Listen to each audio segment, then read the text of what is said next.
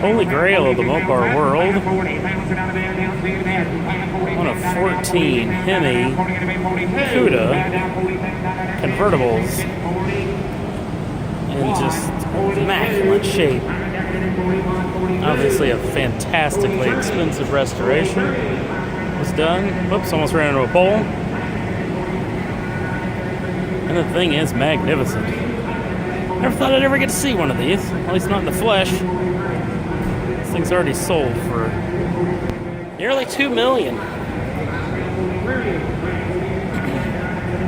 Possibly worth every penny.